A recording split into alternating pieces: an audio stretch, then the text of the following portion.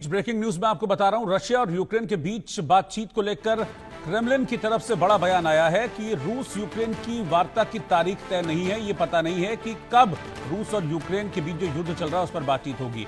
अगली शांति वार्ता की तारीख अब तक तय नहीं हो पाई है और इसमें अभी तक कोई प्रगति भी नहीं है, कोई प्रोसीडिंग्स नहीं है, ये क्रेमलिन की तरफ से कहा गया है। रूस यूक्रेन में 2 बार बातचीत हो चुकी है, 16 मई को और फिर जून में रूस और यूक्रेन के बीच बातचीत हुई थी, लेकिन इसका कोई सॉलिड आउटकम नहीं निकल कर आया था। रूस और यूक्रेन में 3.5 साल से जो जंग चल रही है, उस जंग के बाद अब कैसे शांति की स्थापना की जाए, इसको लेकर रूस और यूक्रेन में कई दौर की बातचीत हो चुकी है। अभी हाल फिलहाल में मई और जून 2 महीनों में 2 बार बातचीत हुई, लेकिन इसके बावजूद भी अब तक फाइनल आउटकम नहीं निकला है।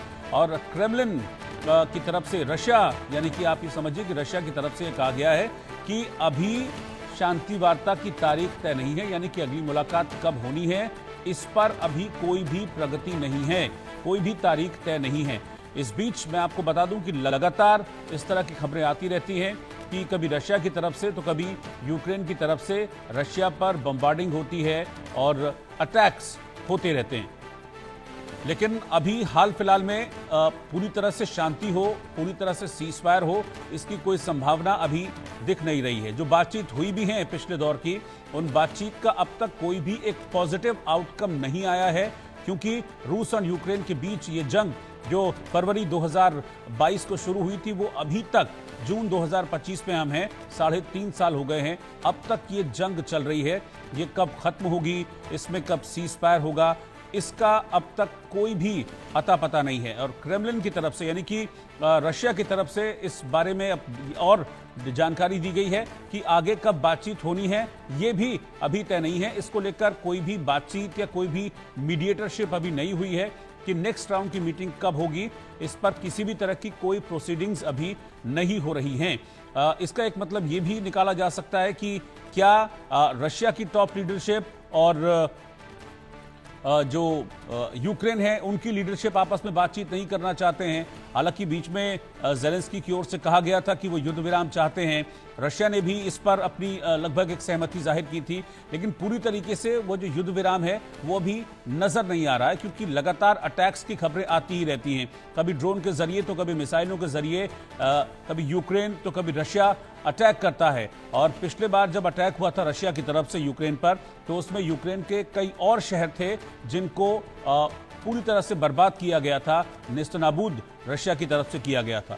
लेकिन अभी तक इस युद्ध का अंत क्या होगा, इस पर कोई भी फाइनल आउटकम सामने नहीं आया है। यानी कि आप ये समझिए कि अभी भी जो जंग चल रही है, उस जंग के बंद होने के कोई आसार अभी दिख नहीं रहे हैं।